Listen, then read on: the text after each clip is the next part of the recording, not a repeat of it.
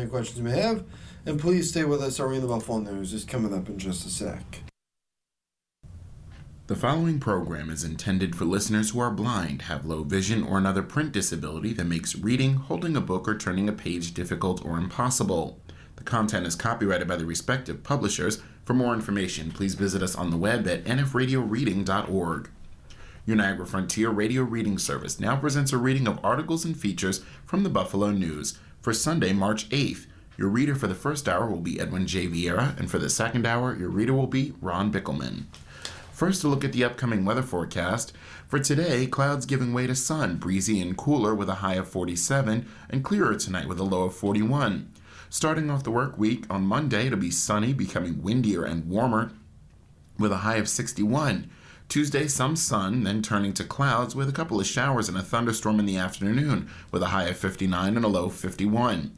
On Wednesday, more of the same with rain and a thunderstorm, a high of 65 and a low of 30. Thursday to be breezy and much cooler with a high of 35 and a low of 25. Rain and some snow showers on Friday to close out the work week with a high of 43 and a low of 33. Saturday, we'll see some times of clouds and sun with a high of 37 and a low of 29. And now, here's our first story. Price of oil surges as Iran war shows no sign of abating.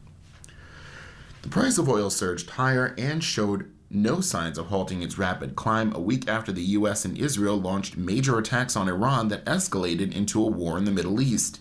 The conflict, in which nearly every country in the Middle East has sustained damage from missiles or drone strikes, has left ships that carry roughly 20 million barrels of oil a day stranded in the Persian Gulf, unable to safely pass through the Strait of Hormuz, the narrow mouth of the Gulf that is bordered on its north side by Iran. The shipping disruption and damage to key Middle East oil and gas facilities has interrupted supplies from some of the world's largest oil producers. Kuwait, for example, said on Saturday it would reduce its oil production as a, quote, precautionary measure due to the war, which would jolt global energy markets even further. Oil prices surpassed $90 a barrel on Friday, with American crude settling $90.90, up 36% from a week ago, and Brent, the international standard, climbing 27% over the course of the week to land at $92.69.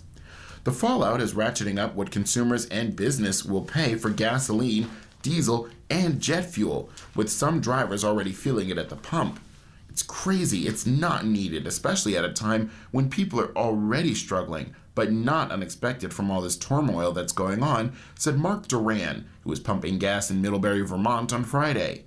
I don't think there's been an end in sight to any Middle East conflict that's been started by us, so the fact that they say that there's going to be an end that quickly is not believable. And the Middle East is, a place that the U.S. is not going to solve.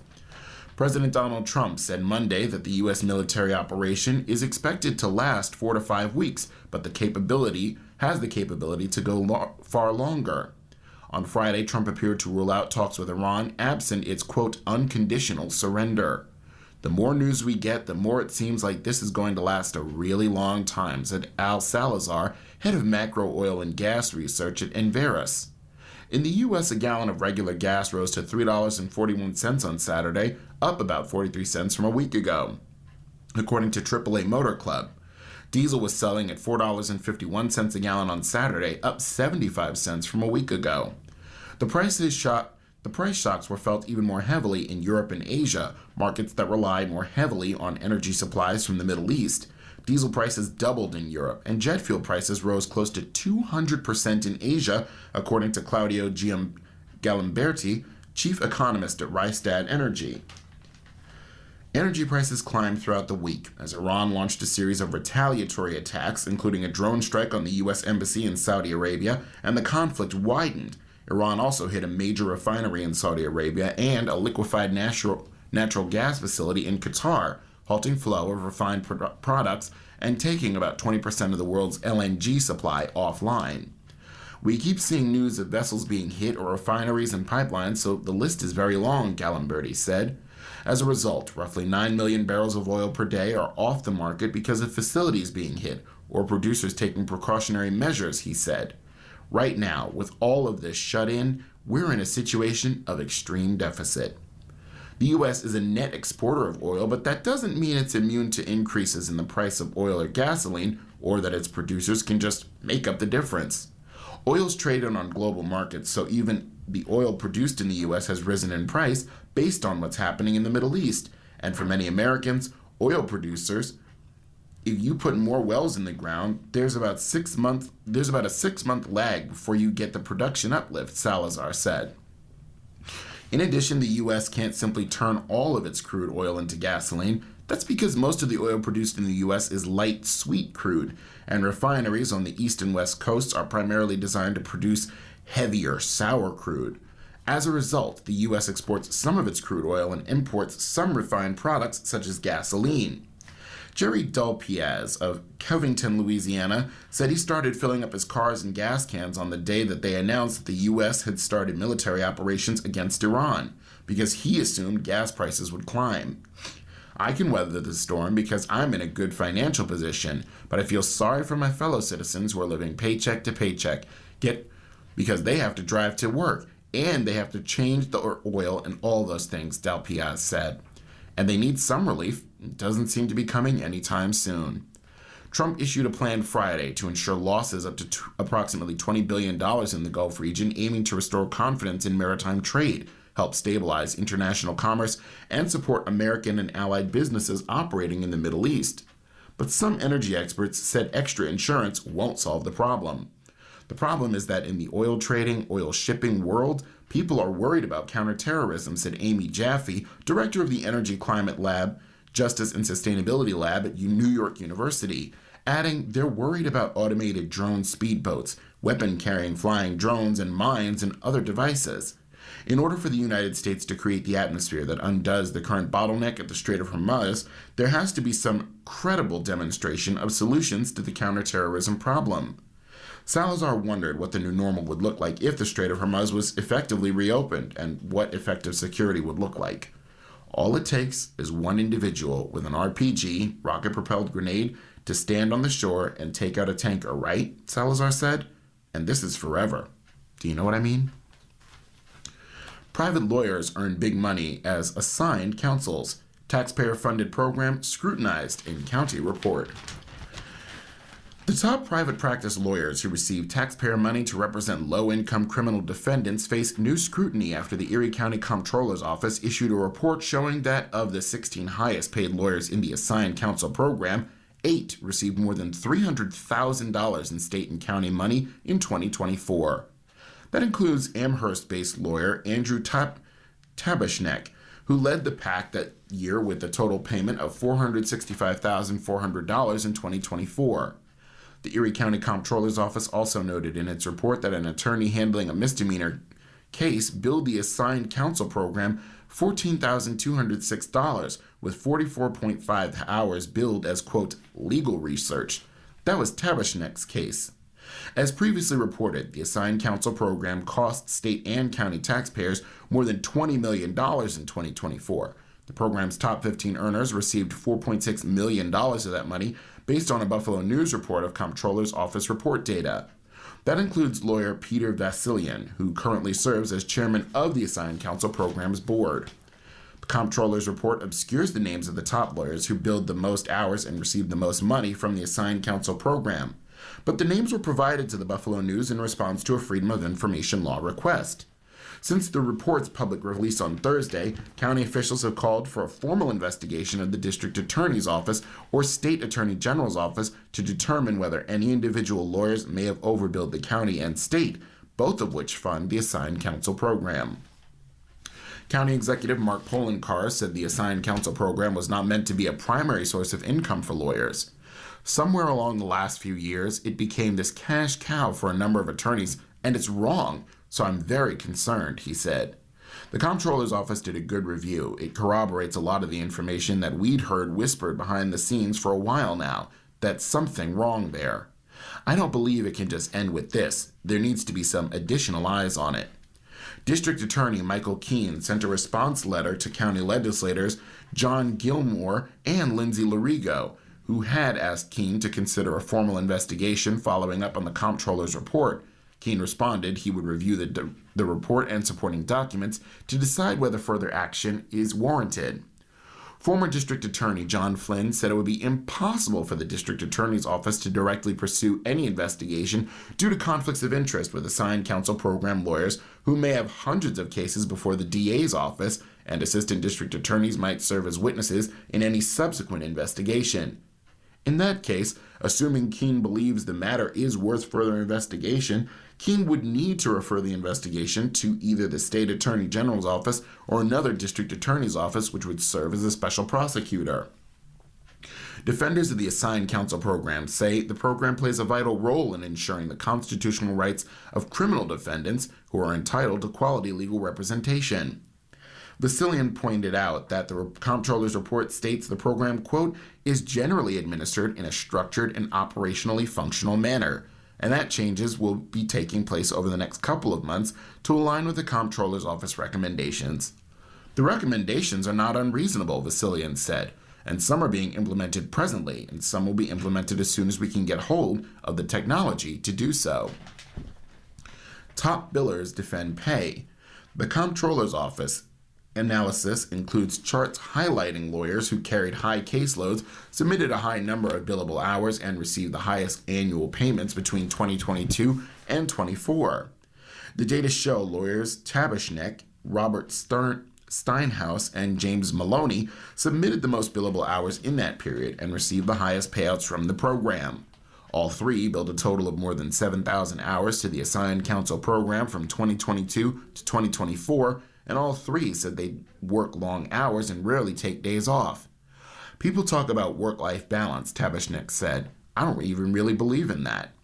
Tabashnek, whose Amherst practice handles primarily misdemeanor offenses, received $741,335 for cases he closed in 2024 and 25. He also was assigned 707 new cases in 2023.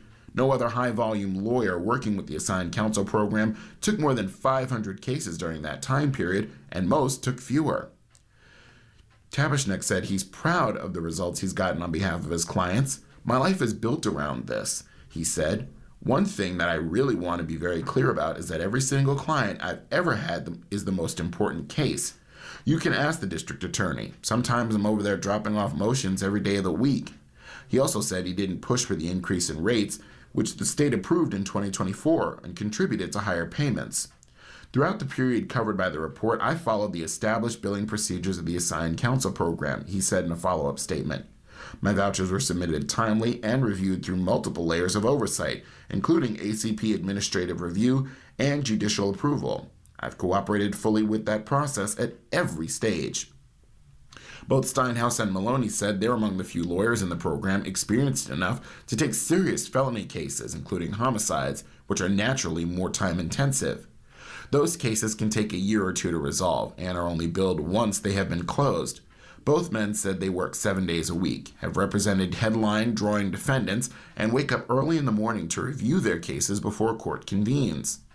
When you're looking at the numbers, you're not factoring in the fact that a lot of that is for work that may have been done a year or two earlier, said Steinhaus, an East Aurora lawyer who billed the most hours from 2022 through 24, averaging 2,573 hours a year. The comptroller's report lists 2,080 hours a year as a standard full-time working year, assuming no time off. In addition, Steinhaus maintains an active private practice and takes personal injury and malpractice cases outside of the assigned counsel program. I work 7 days a week, not because I have to, but because I enjoy it, Steinhaus said, adding he regularly wakes up early and regularly calls clients during weekend nights. I truly believe that all my clients deserve the best representation I can give them. Steinhaus said his staff assists with cases outside of the assigned counsel program, but he handles assigned cases personally. Steinhaus' son, who's also a lawyer and works with the assigned counsel program, Steinhaus said, while the two may occasionally cover for each other for more minor in and out of court actions when they're slated to appear before the same judge, he never bills the program for that. We do not ever bill for work we didn't do, he said. Maloney, who received $647,385 for assigned work in 2023 and 24, said he typically wakes up at 3 or 4 a.m. before court most days and usually doesn't get home until 8 p.m. or later several days a week. Because of his level of experience and specialized knowledge of vehicular homicide cases, he said, he naturally draws more cases from the assigned counsel program. I'm highly compensated for what I do, and I will look people in the eye and say, you want to make what I do work? You have to do my hours. Unlike lawyers for the Legal Aid Bureau of Buffalo or county judges, he said taxpayers don't cover the cost of benefits, overhead, or staff when private lawyers represent indigent clients. He and other lawyers also pointed out that they are not allowed to charge for driving time, regardless of which court their client is appearing in. It annoys the crap out of me that people are taking shots because I work hard, he said, adding, my truck's a year old and it's got over 36,000 miles on it. You're listening to a reading of today's Buffalo News on your Niagara Frontier Radio reading service. The time for our morning listeners is 9:15 a.m. and for our afternoon listeners, the time is 4:15 p.m. And now on to a front page feature. 43 states have gained population since the pandemic. New York isn't one of them. New York State saw its population go up between 2024 and 25, the third year in a row the state saw an increase. But the latest year-over-year growth, 1,008 people, could fit comfortably inside a high school. And notably, New York is one of 7 states that haven't seen their populations rebound to pre-pandemic levels. In fact, despite recent gains, only California has lost more residents since 2020 than New York, which is still down 120,000 residents from 5 years ago, according to the latest census data. Those declines are a striking contrast with the gains seen in Texas, Florida, and the Carolinas, which grew even during COVID and have boomed in the years since. As data show more residents are leaving New York for other states than are moving in New York from other states, we've had population growth in New York in the censuses, said Sean J. Donahue, a clinical assistant professor of political science at the University of Buffalo. In some years, it was actually doing pretty good. Clearly not keeping up with the national numbers, but I think the worry is we're slipping back into the 70s when the state of New York actually saw the population decline. There are consequences for this stagnation. Business leaders say companies won't relocate to New York or expand here if there aren't enough prospective workers to fill the jobs. And researchers predict if the trend holds through the decade, New York could lose seats in Congress and presidential electors following the 2030 census and the clout that comes with them. When you look outside the window, your trees, your streets, your hospitals, schools, senior centers, youth programs, everything that government does is driven by the census numbers, said Jeffrey M. Weiss, director of the New York Elections, Census, and Redistricting Institute at New York Law School. It's funding for programs. It relates to who represents you in Albany, in Washington, D.C., and in your county and local governments of Western New York. It all gets down to the census. But New York's population has begun to rebound from its post-pandemic low point. Its total of just over 20 million as of July 1st marked an increase of 289,000 from the 19.7 million it registered as of July 1st, 2022, when the state's population bottomed out, census data shows. But that's still a loss of 120,000 people from July 2020, according to the latest census estimates, and only California, at 172,000, had lost more people over the same 5-year period. At a loss of 0.6% of its population over this time, New York's decline is 5th worst when the decline is measured against the state's overall population. We're seeing New York rebounding, but not nearly as well as it should be, Weiss said. This story in the South and the Mountain West is sunnier. Texas's population grew by 391,000 in just the past year. Florida grew by 197,000 people, and North Carolina grew by 146,000, all according to census estimates. Since July 2020, Texas has added a staggering 2.5 million people, an 8.5% rise in its population, while Florida's 1.9 million increase is an 8.7% rise for the Sunshine State. The trend of weakening growth is a symptom of economic stagnation that should be a wake-up call for New York's elected leaders, starting with Governor Hochul and Mayor Mamdani. Bill Hammond, senior fellow for health policy at the fiscally conservative Empire Center for Public Policy, wrote in a January analysis referring to New York City's new mayor. But New York still has natural growth, meaning the state sees more births than deaths, and international migration also added to the Empire State's population. But losses driven by domestic migration have offset all those areas.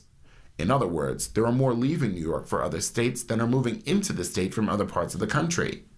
In the 12 months ending last July, this deficit was 138,000 people. Over the past half dozen years, it's 1.1 million. Only California at 1.7 million lost more people to domestic migration, according to the Census Bureau. That's been a pretty persistent issue, said Leslie Reynolds, a researcher with Cornell University's Brooks School of Public Policy.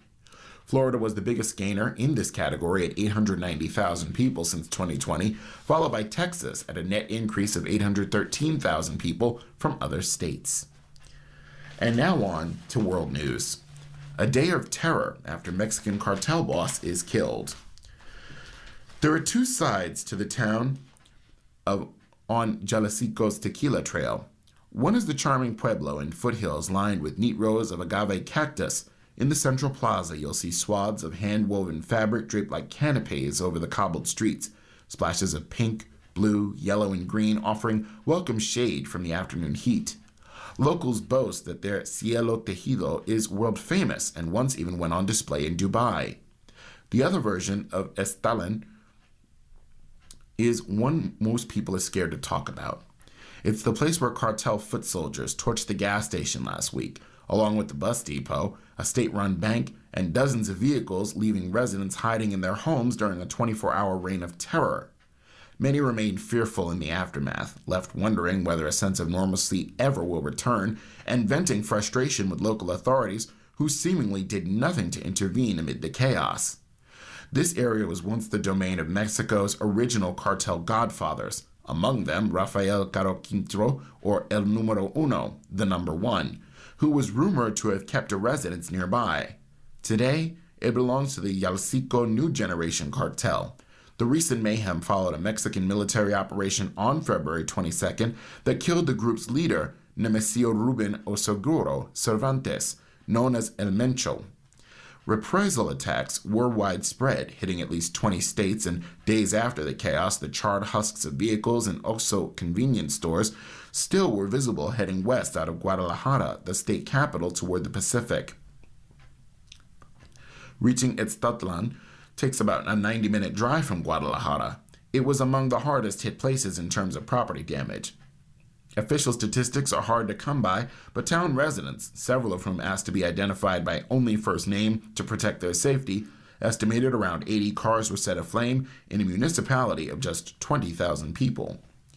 It's not just a vehicle, it's your whole life. How you get to work, said Maria, a retiree who lives in a modest home a short drive from the historic center of town. The main industries outside of tourism are ranching and agriculture, and many residents do not have insurance on their vehicles. Maria recalled the word spreading over WhatsApp early on February 22nd, a Sunday, that cartel members were setting fires around town. They threatened to burn any businesses that opened that day. Nearly a week later, the schools still remained closed. Municipal police and firefighters were nowhere to be seen, she said, and other townspeople said. The ones setting the fires were teens on motorbikes. They didn't carry guns or bother to mask their faces. All they had were cans of gas and rocks for breaking windows, Maria said.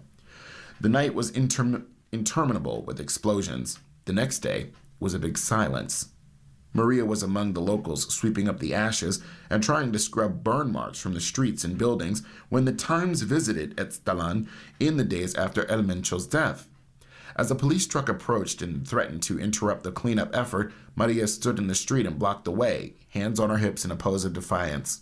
"We will not permit you to pass," she told the officers.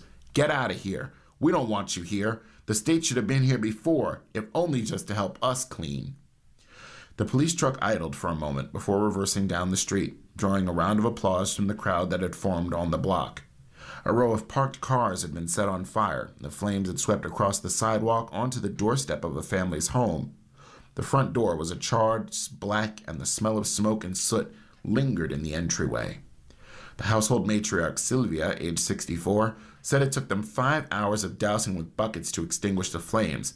The home, she said, is more than 200 years old and built by the Spanish forefathers, with a tiled courtyard in the center and Moorish accents on the masonry. Repairing the damage will take special materials and money they don't have. Her daughter's car was among those torched, leaving her without a way of getting to work. The family rearranged the bedrooms with her daughters and grandchildren, so nobody is sleeping in the smoke-damaged room facing the street.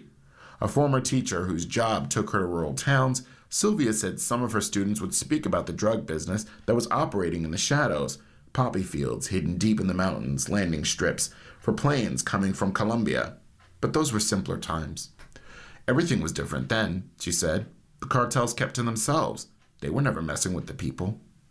After the killing of a U.S. Drug Enforcement Administration agent in 1985, what was then known as the Guadalajara Cartel crumbled as its leaders were hunted down. Sinaloans, co-led by the infamous Joaquin El Chapo Guzman, rose to power, then splinter groups formed and fought each other, with El Mencho's outfit emerging as the dominant force in the 2010s. Along the way, there were generations of migration, with many families from Jalisco now spread across California. There is a little Etzalan in Silmar, with other pockets of immigrants from the town and other parts of the San Fernando Valley. As the fires burned after El Mencho was killed, videos from Etzalan circulated widely on TikTok and Instagram. Locals said it was their way of putting out a call for help when authorities appeared to be standing by. Things have been relatively calm in Etzalan. There have been whispers of paramilitary training camps in the mountains, but the sinister presence mostly lingered just below the surface. Then last year came the discovery of Rancho Izaguirre, just 45 minutes down the highway, where bone fragments, clothing, and other evidence indicated the cartel had been disposing of bodies. Authorities had raided the ranch before, but it wasn't until a civilian-led group that searches for the remains of the disappeared people began poking around that the full extent of the horror at the, quote, extermination camp came into view. South African women use guns, martial arts, for protection. At the command of the female instructor, a line of girls and women, some wearing pink ear protectors, shoot 5 rounds at a target with 9mm pistols as they undergo firearm training at a range in the agricultural town of Bronkhortspruit, just outside South Africa's capital of Pretoria. The groups, some as young as 13 and others up to age 65, are looking for ways to protect themselves. In a country where gender-based violence is such a critical problem, it was declared a national disaster by the government in November.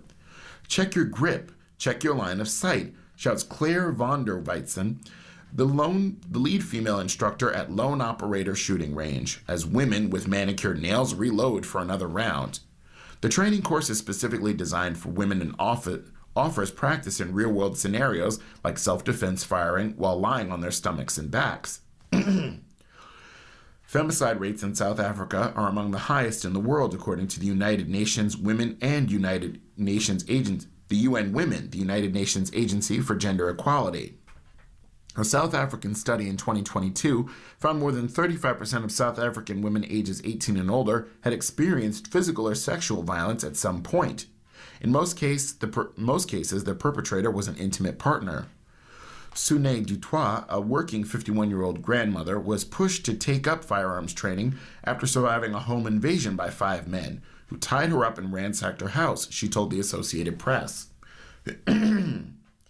I was not in a position to defend myself at that point, Dutoit said. I had to do this firearm training for myself, to gain my confidence back, and to be able to move in public, and even in my own home without feeling vulnerable.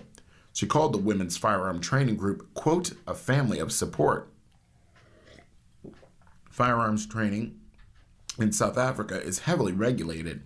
Anyone who wants a gun for self-defense must be over 21 and pass proficiency tests and background checks. Various self-defense trainings for women are popping up throughout the country. In South Africa's largest city, Johannesburg, Tatiana Leakey, a 33-year-old, took up the martial art of jiu-jitsu for self-defense, well aware of South Africa's reputation. I think it's the #1 priority, she said at the end of a Saturday morning class that included escaping chokeholds, avoiding being trapped against walls, and other moves to help men flee attacks by men. With the rise in numbers of gender-based violence, it's good for you to be able to defend yourself, even if it's just able to get away. South Africa's femicide rates are 5 to 6 times higher than the global average, according to UN Women. Mpiwa Manjiro Sanga, Policy Development and Advocacy Manager at Sonke Gender Justice, a women's rights organization, said statistics show around 15 women are killed each day in South Africa due to gender-based violence. 1 in 3 women has been sexually abused or sexually harassed. That's how bad it is, she said. We're competing with conflict countries. South African President Cyril Ramaphosa's move to declare violence against women and girls a national disaster came after years of pressure from women's advocacy groups. They cite socioeconomic inequality, strong patriarchal attitudes, and an undersourced police force as factors. It's a shame that our country has the dubious distinction of having one of the highest rates of violence against women and girls, Ramaphosa said in a statement announcing national action. The declaration means authorities can direct funds towards the issue, but activists point to decades of higher gender violence rates and a national strategic plan announced 6 years ago that hasn't solved problems as evidence of a disconnect between policy and implementation. A lack of women's shelters and other places of safety shows South Africa's policies have been progressive on paper but poorly implemented, Mangwiro Sanga said. The reality here in South Africa is that a man who raped a woman will be arrested and go to prison. The state will spend more on that rapist than it will spend on the survivor of that rape, she said. You're listening to a reading of today's Buffalo News on your Niagara Frontier radio reading service. The time for our morning listeners is 9:31 a.m. For our afternoon listeners, the time is 4:31 p.m. After a week of war, political chaos, Trump remains defiant. In recent days, tensions over the U.S. war in Iran have steadily mounted. Polls have shown the campaign is widely unpopular. An entire flank of President Trump's MAGA base has criticized it as a clear departure from the, quote, America First mantra Trump long espoused. Leaders within the Trump administration have pushed against claims it was about regime change, framing it instead as a necessary response to imminent threats. Trump, meanwhile, has struck a decidedly defiant tone, offering few of the reassurances or rationalizations past presidents have offered in the initial stages of war and sounding more unbothered than embattled. He's lamented American casualties, but also seemed to shrug them off, along with additional deaths he expects to come and potential attacks on the U.S. homeland, as the simple cost of war is saying, some people will die. He's ignored concerns the war will turn into another unending Middle East quagmire while openly flirting with taking over Cuba as well. Undermining his administration's own messaging that the war is not about regime change, Friday, Trump wrote in a social media post that there would be no deal with Iran without, quote, unconditional surrender and new Iranian leadership acceptable to him. Sticking a thumb in the eye of his America First defectors, he said the U.S. and its allies are going to work tirelessly to make Iran economically bigger, better, and stronger than ever before, adding, make Iran great again. In the last week, Trump has instigated or been forced to navigate a stunning cascade of political threats. In addition to attacking Iran, he fired his Homeland Security Secretary in charge of his signature immigration campaign, faced newly detailed allegations, which he denied, that he sexually assaulted a child alongside Jeffrey Epstein, saw his attorney general subpoenaed by fellow Republicans in Congress, and watched American job numbers drop as gas prices spiked. And yet, Trump has also managed to avoid complex questions on any of those issues, the most pressing before his administration, and despite Democrats and some of his own supporters lashing out over them. I've seen a lot of presidents fall short of their promises, but I've never seen any president just do the opposite of everything he promised on purpose. Price's Epstein wars just absolutely racing to betray his voters, Senator Brian Schatz, a Democrat of Hawaii, wrote on X, formerly known as Twitter. This is Israel's war. This is not the United States' war. This war is not being waged on behalf of American national security objectives to make the U.S. safer or richer, said Tucker Carlson, one of Trump's longtime allies. Carlson said Trump committed to U.S. forces to fighting in Iran for no other reason than because Israeli Prime Minister Benjamin Netanyahu demanded it. Even though it certainly wasn't a good idea for the U.S. and the Trump administration, had no real plan for replacing the Iranian leadership, it is now toppled. The White House defended Trump's actions across the board in statements to the Times on Friday. On Iran, it said Trump is, quote, courageously protecting the United States from the deadly threat posed by the rogue Iranian regime, and that is as America first as it gets. On departing Homeland Security Secretary Kristi Noem and Attorney General Pam Bondi's subpoena, it said, Trump has assembled the most talented and competent cabinet in history and continues to have faith in his administration. On the economy, they said, the Trump administration is doing its part to unleash robust, private sector-led economic growth with tax cuts and deregulation, and that Trump has already initiated robust action to control oil prices even amid the Iran war. And on the Epstein files, they said, the latest claims unveiled are completely baseless accusations backed by zero credible evidence. Trump has also spoken out in defense of his handling of the various crises facing his administration, but not nearly with the sort of detail and solemnity that wartime presidents usually speak with, experts said. At his only public event on Friday, a nearly 2-hour roundtable with national leaders and sporting officials about college athletics, he ridiculed members of the media who asked about Iran and Noem. What a stupid question that is to be asking at a time like this, he said, when asked about reports that Russia was helping Iran target and attack Americans there. We're talking about something else. When pressed as to why he's been spending so much time talking about college sports when so much else is going on in the world, Trump briefly talked about Iran, saying people are very impressed by our military and that the U.S. is now more respected than we've ever been, before concluding the event. As citizen voting bill stalls, some states forge ahead.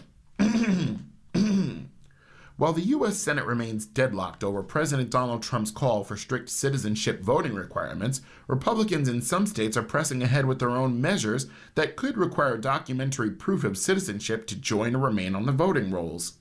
Proof of citizenship legislation won final approval this week in South Dakota and Utah, and has already passed one chamber in Florida and received a committee hearing in Missouri.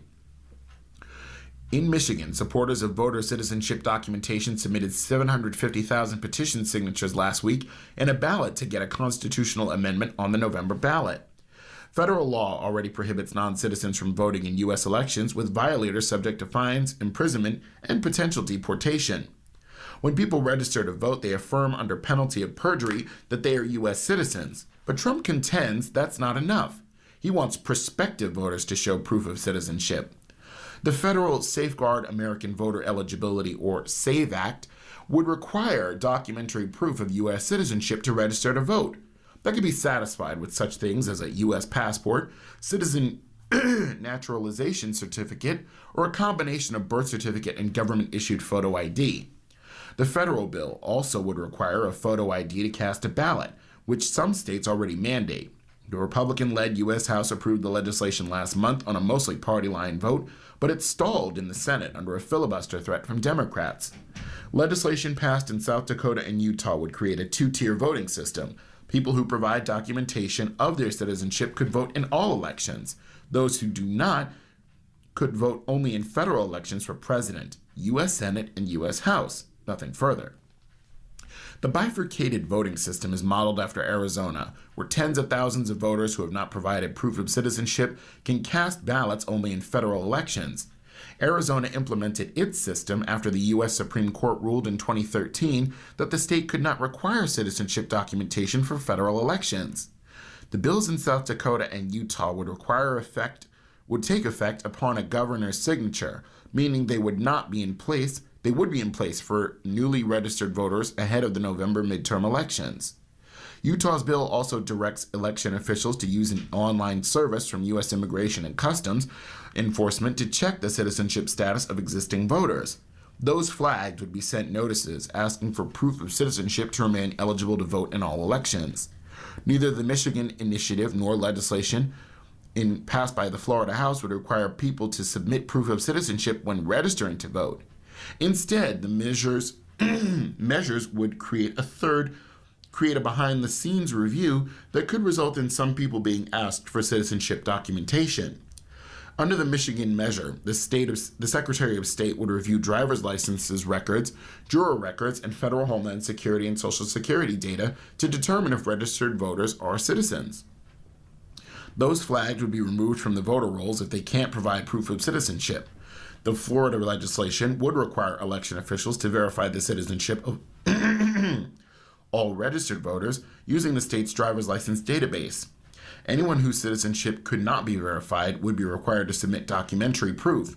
Trump and some fellow Republicans have raised alarms for several years about non-citizen voting in U.S. elections, though evidence of people doing so is rare. There are some cases.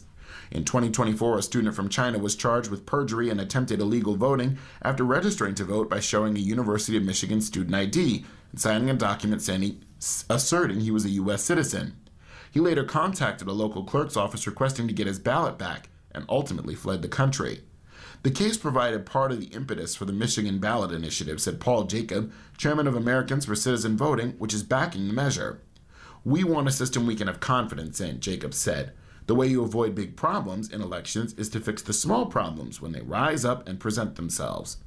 Constitutional amendments limiting voting to only citizens have won widespread support when placed on state ballots. Voting rights advocates say that requiring documentary proof can get complicated.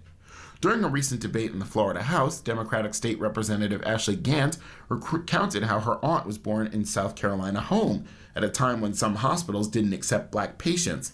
As a result, she has no birth certificate and has difficulty trying to demonstrate her citizenship, Gant said. A proof of citizenship law would stop many thousands, if not more, U.S. citizens from voting in Florida, said Michelle Cantor Cohen, policy director and senior counsel at the nonprofit Fair Election Center. It requires documentation that a lot of eligible citizens don't have or don't have access to.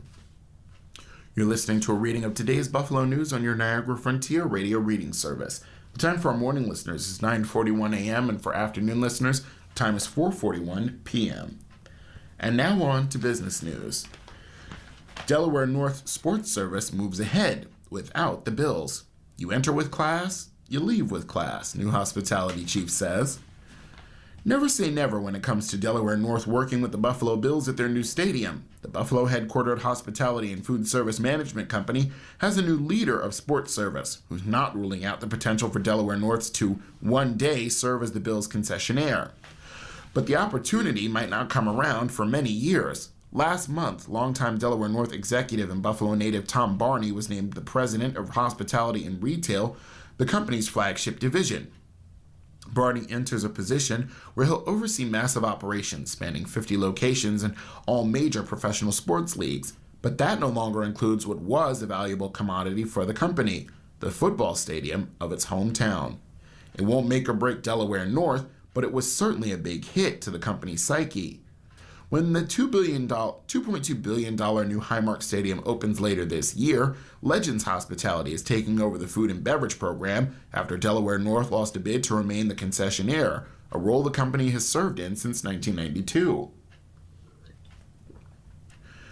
But sports concessions is a contract-based industry known for constant change. Delaware North still has the eyes and ears of Bills owner Terry Pegula and COO Pete Gielli as the concessionaire and retail sales provider at KeyBank Center, where the company's contract was recently extended. While the exact term length for the deal between the Bills and Legends was not publicly disclosed, it was described by the team as a, quote, long-term contract. I have had the pleasure of being around this business long enough to know that nothing is forever. We see pretty regularly with contracts that we may not get it, but then 4 or 5 to 7 years later, it comes back around, and you can get another kick at the can, said Barney, who took over for Jamie Oblitz, now the chief operating officer of the entire company. The only way to be ready for that is to be on your front foot every day and demonstrate how well you operate and your capabilities are, he added. Barney said he wishes Delaware North got the chance to showcase what we can do at the new stadium. It was a struggle for years to run the food and beverage program inside the small and antiquated spaces in one of the league's oldest stadiums.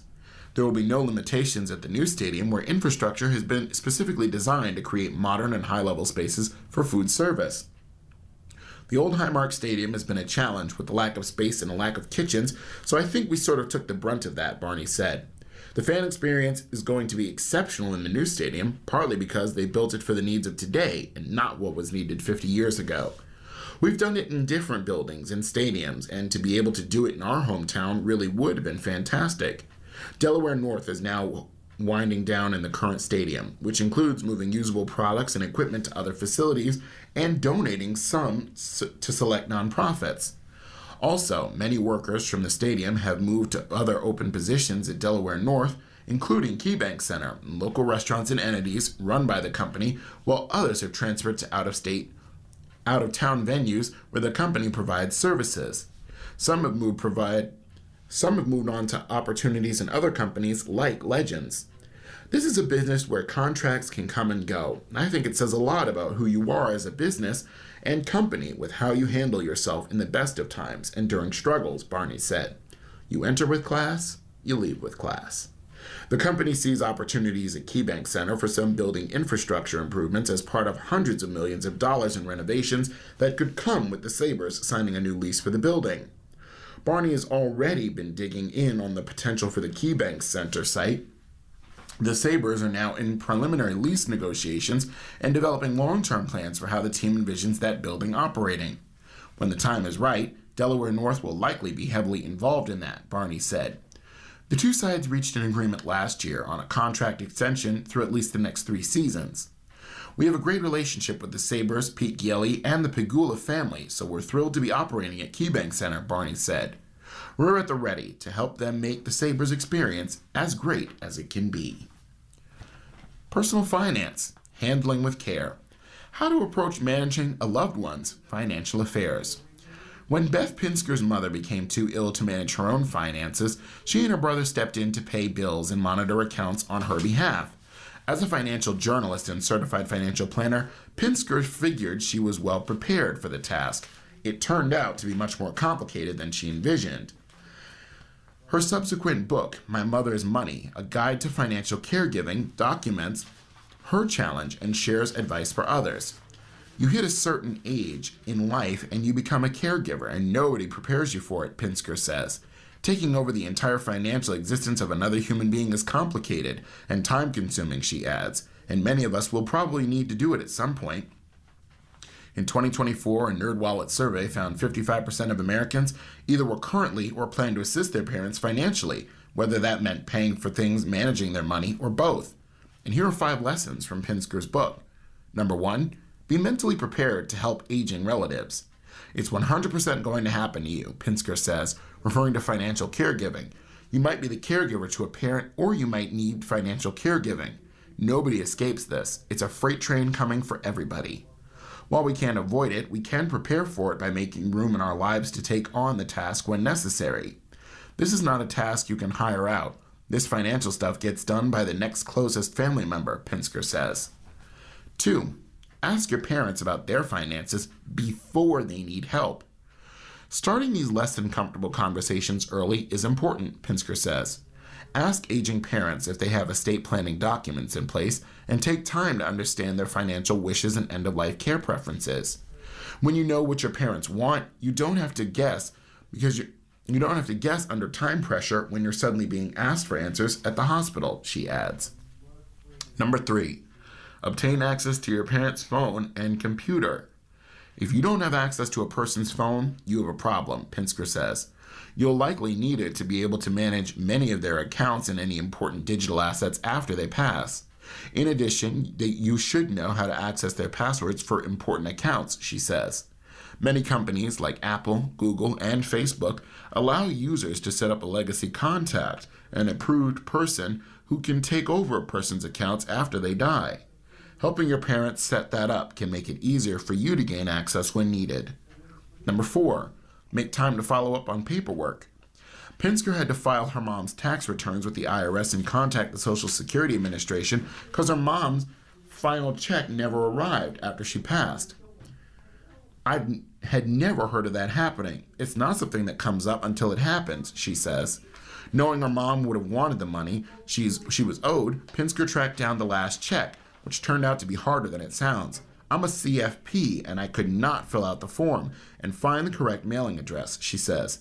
After an extended online search, Pinsker completed the form and found a working relationship and working address. 3 months later, the last check arrived. And number 5, give yourself grace. Managing the finances of an ailing parent or wrapping up their accounts after death can be emotionally and mentally draining. It's easy to make mistakes along the way or second-guess decisions. As part of our newspaper reading, we now present the day's death listings. If you need further information on any of these names, call us at 716-821-5555. That number again being 716-821-5555. Joanne B. Almader, Alice J. Bragg, Donald A. Brindle, Michael F. Brown, Christopher D. Berner, Charles Buscaglia, Gregory Jack Kane, Kevin D. Carey, Francis Bill W. Clark, Sheila M. Conley, Nee McCain, Doug A. Cookfair, John E. Davis, James M. DeWald, Joseph Louis DiCarlo, Dolores E. Di Giovanni, Nee Miglio, Michelle Frethold, Nee Conniff, Robert J. Firminger, Jeffrey R. Gluckstein, Carol Ann Galiski, Nee Kane, Anthony E. Greco, Wilma A. Greenwood, Sally R. Grove, Nee Ramey, Laverne G. Helf, Nee Baptiste, Shirley R. Hellenbach, Nee Loans, Clinton Gale Hodge, Donald E. Kill, Norris King, June Nab Round, Emily A. Kordajuitz, Nee Clark, Doreen J. Kurajuitz, Nee Krasinski, John M. Lachute, Geraldine S. Liederman, Patricia Ann McKellar, Mary Ann Majewski, Anthony Tony Messina, Ann Michael, Teresa A. Osich, Regina Jeannie Pacer, Nee Kaspersky, Helen Panza, Gordon F. Morrow, John T. Price Jr., Richard C. Roberts, Matthew W. Rowland, James A. Russell, Alicia J. Saladiga, Nee Bilas, Barbara M. Shunk, Wayne M. Sisson, Reverend Conrad P. Stachowick, Donna R. Straight, Nee Haberer, Rodney P. Tolley, Deborah Tribby, Daniel J. Trillo, Scott M. Vanner, John C. Wright, Sandra Zimmerman.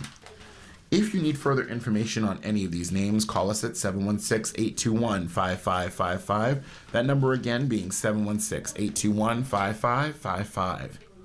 Now on to Royal Stars from Georgia Nichols. Happy birthday for Sunday, March 8th, 2026. You're perceptive, fiercely independent, and persevering.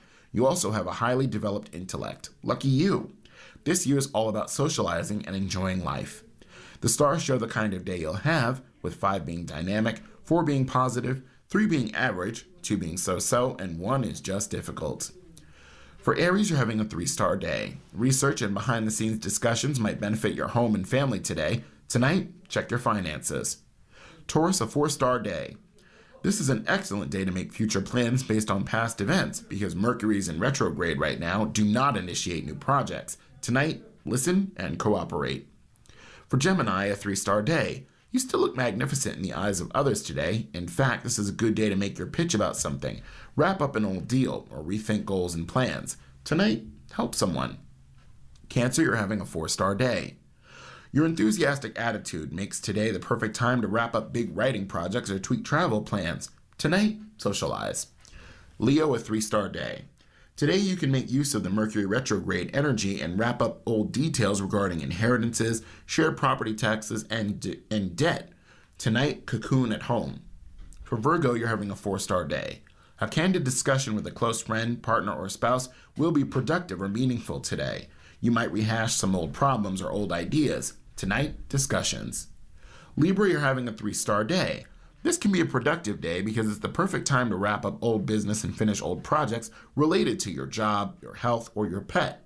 Tonight, maintain your possessions. For Scorpio, you're having a 4-star day. You hold all the cards because the moon is in your sign. Even though you might choose to work, this is a great day for play, socializing, and romantic adventure. Tonight, you're strong. For Sagittarius, a 3-star day. Family discussions might be ambitious today regarding positive changes at home or within a relationship. Tonight, solitude. Capricorn, a 3-star day. You might see things in a new light today and feel encouraged. You might also take a short trip today which will lift your spirits. Tonight, friendships. Aquarius, a 3-star day. People notice you today. In fact, some people will know personal details about your private life. Fortunately, this is a strong day for you to recoup some kind of glitch. Tonight, your high vis. For Pisces, a 4-star day. This is a positive, upbeat day. It's an especially good day to wrap up an old business or talk to old friends and ex-partners in a mutually productive way. Tonight, explore. And for today in history, on March 8th, on this date, in 1817, a constitution was adopted, formally creating the New York Stock and Exchange Board, forerunner of the New York Stock Exchange. The Constitution laid out rules for transactions, and brokers initially gathered twice daily in a rented room on Wall Street to trade 30 stocks and bonds. In 1917, protests against food rationing broke out in Petrograd, what is now St. Petersburg, triggering 8 days of rioting that resulted in the abdication of Tsar Nicholas and the end of the Russian monarchy. In 1948, the Supreme Court in McCollum v. Board of Education struck down religious education classes during school hours in Champaign, Illinois, public schools, saying the program violated separation of church and state. In 1965, the United States landed its first combat troops in South Vietnam as 3,500 Marines arrived to defend the U.S. Air Base in Da Nang. In 1988, 17 soldiers were killed when 2 Army helicopters from Fort Campbell, Kentucky, collided during a night training mission. And in 2014, Malaysia Airlines flight MH370, a Boeing 777 with 239 people on board, vanished during a flight from Kuala Lumpur to Beijing, setting off a massive search and rescue operation that was ultimately unsuccessful. The aircraft's disappearance remains one of air travel's unsolved mysteries to this day. You're listening to a reading of articles from the Buffalo News for Sunday, March 8th on your Niagara Frontier radio reading service. We'll return for more readings after this short break. Your reader for this hour has been Edwin J. Vieira. Stay tuned for Ron Bickelman, your reader in the second hour. Thank you for listening. If you're listening to this publication online, you're probably using our website, a podcast player like Spotify or iTunes, a streaming service like Siro, or a smart speaker. Did you know that we now have a dedicated app that can be downloaded to any mobile device, like a smartphone or tablet, for free? App users can conveniently access our live stream and any episode of our podcast easier than ever. To download the app, just type NFRRS in the search window in the Apple App Store or in the Google Play Store. Contact us anytime if you have any questions by calling 716-821-5555, extension 5. Thank you.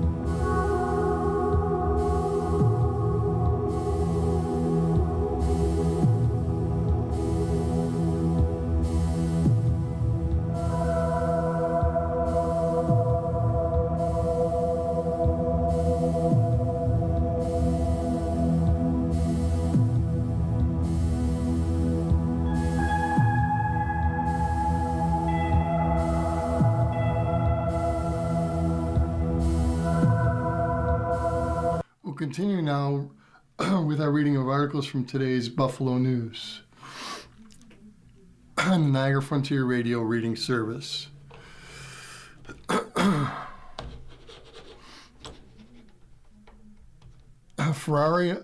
Fate of prize Ferrari still unresolved after 5-year federal court fight. Two sides are still battling in U.S. District Court over who owns the top shelf supercar 5 years after the U.S. Attorney's Office filed a civil action because of its great doubt as to which person is entitled to the fast and expensive car. The car, now in Texas, has been in federal government custody since it arrived on a truck at the Peace Bridge in December 2019. Two people claim ownership: an Italian man who says the car was stolen from him in 2003, and a Florida man who purchased it online for $1.4 million in September 2019 for his rare automobile collection. Since 2021, the lawyers for the two have been filing motions, engaging in evidence discovery, making court appearances, and fighting over deadlines and whether one side could inspect a set of keys to the car. As the legal bills pile up, so does the value of the car.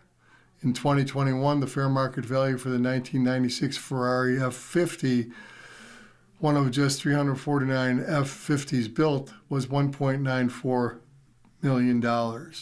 Now a Ferrari F50 in good condition is worth $3.6 million, according to Hagerty Incorporated, a specialty insurance provider for classic, vintage, and enthusiast vehicles. Other F50s have sold for even more. Two sales of the Formula One car, one in Munich and one in Coral Gables, Florida, exceeded $5.5 million last year.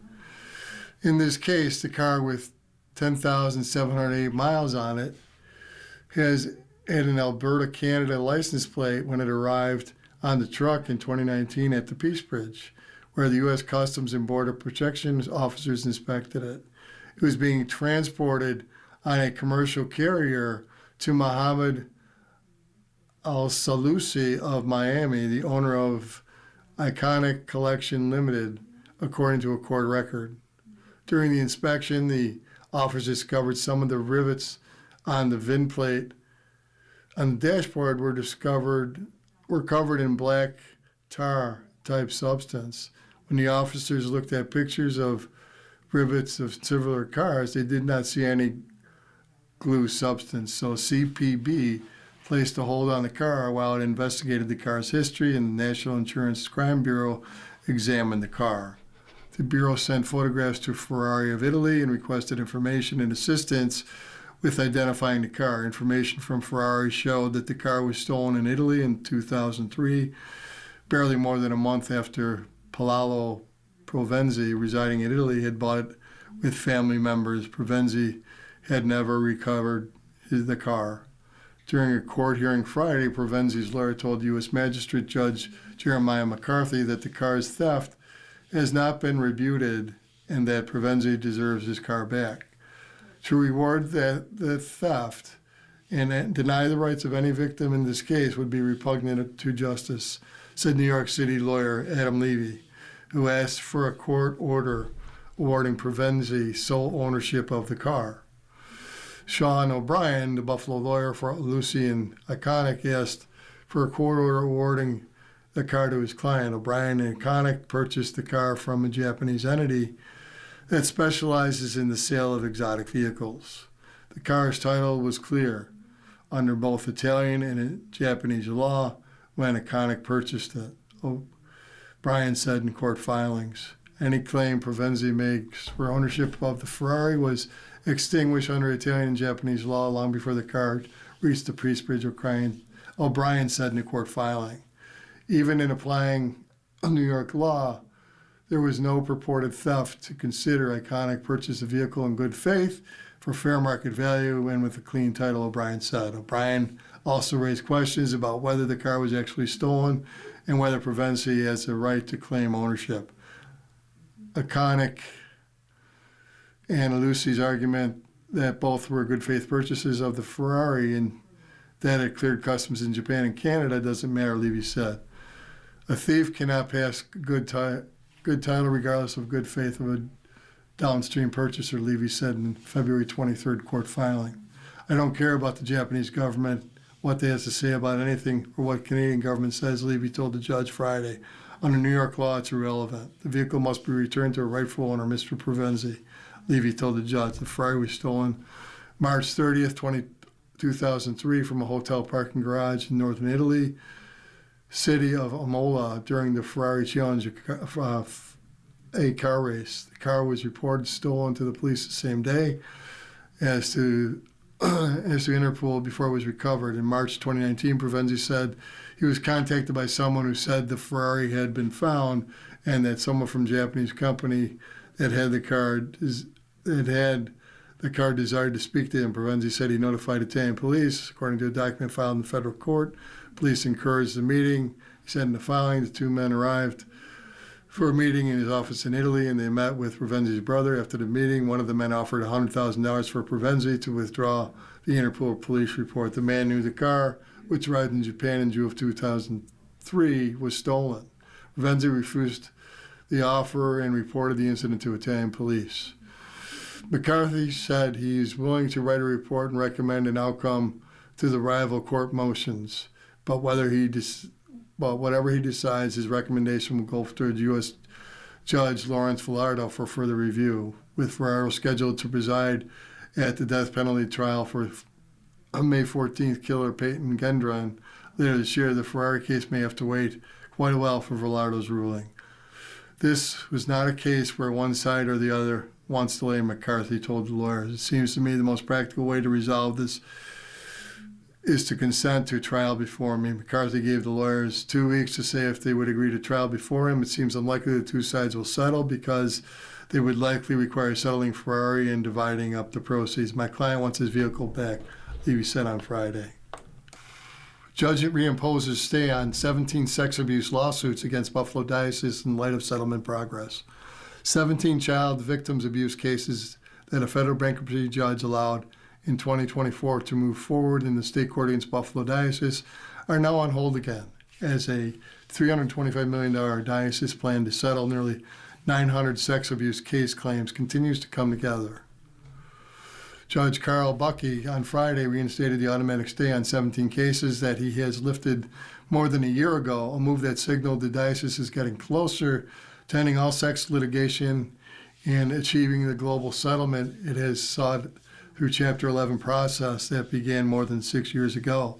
The stay means that lawyers for the 17 plaintiffs can't advance their cases further in state court. A debtor in federal bankruptcy court is typically insulated from lawsuits by virtue of automatic stay, which gives the debtor time to reorganize its finances without the financial and legal burdens of having to defend itself in other courts. The diocese Chapter 11 case is much different place now than in 2024 when Buckey agreed to lift the automatic stay for 17 plaintiffs who wanted to move ahead with the Child Victims Act lawsuits in state court. 17 lawsuits were selected by the plaintiffs' lawyers and the official committee of unsecured creditors as the test cases to learn what jury verdicts might look like if the cases went that far. All other CVA cases that named the diocese as a defendant remain on hold since the 2020 bankruptcy filing. At the time of lifting of the stay, settlement talks among the diocese creditors and insurers have stalled, and Buckey agreed with the creditors that the prospect of litigation in state court could force sides back to the table. That turned out to be the case. After 5 months of restarted negotiations in April 2025, the diocese reached a deal with the official committee of unsecured creditors to pay $150 million in diocese parish and affiliated Catholic entity funds to a settlement trust. Deals with multiple insurance companies came after that, bringing the total settlement to about $325 million. None of the 17 cases progressed in more than a year that they were unstayed to a stage. Depositors were taken from plaintiffs, diocesan parish officials, and other potential witnesses. In court on Friday, Elan Scharf, attorney for creditors committee, told Buckey that the diocese's insurers agreed to settle and that the parties were trying to wrap up the next few weeks smaller settlements with individual parish insurers that provided coverage prior to 1973. Bucky, in a ruling last week, ordered the diocesan committee to submit an amended plan of reorganization and disclosure statement by March 31st. But on Friday, he acknowledged that the doing so imposed a Herculean challenge. Sharp said lawyers would likely request more time. During the hearing Friday, Bucky also approved of a bid procedure for the sale of the diocese center and 4 other properties on Main Street near the medical campuses. BFC Buffalo, Maine LLC offered $4.5 million for the former Courier Express building, 795 Main Street, a separate office and building parking garage on 801 Main Street, and 3 parking lots. BFC Buffalo, Maine will serve as a stalking horse bidder, setting a floor bid price, and other bidders must submit a written bid at least of $100,000 more than the stalking bid horse bid. The bidding deadline was tentatively set for April 17th and tentative auction date April 22nd. Bucky expressed concern that a provision in the binding contract giving the diocese back rights to the 801 Main Street building for 3 years could negatively affect the bidding. Judge questioned whether what would happen if the diocese rejected a higher bid from the bidder and didn't agree to lease back the arrangement. He ended up approving the diocese's request, but with the caveat that a bidder could be heard by the courts before any final date, and if they objected to a rejection of their bid. Continuing along in local news, horse gives back to Kenmore West, one race at a time. When Bob Gorski wanted to show off his deep affection for his alma mater, Kenmore West High School, he wasn't horsing around. Tonawanda native has lived and practiced law in Dallas since the 1970s, but retains close ties to this area. He remains a Buffalo Bills season ticket holder and keeps in touch with many high school classmates. He also owns racehorses, and he bought a Louisiana Thoroughbred for $15,000 a few years ago. He had an idea. Gorski named the horse Kenmore West and decided to donate 5% of the horse's winnings towards a scholarship to Kenmore West students. Since 2024, the horses earned $168,000. Gorski has donated over $8,000 to Kenmore West Alumni Scholarship Foundation. Carol Ashford Stewarnagel, treasurer of the Scholarship Fund and a member of the school's class of 72, has enjoyed following Kenmore West's exploits at the track.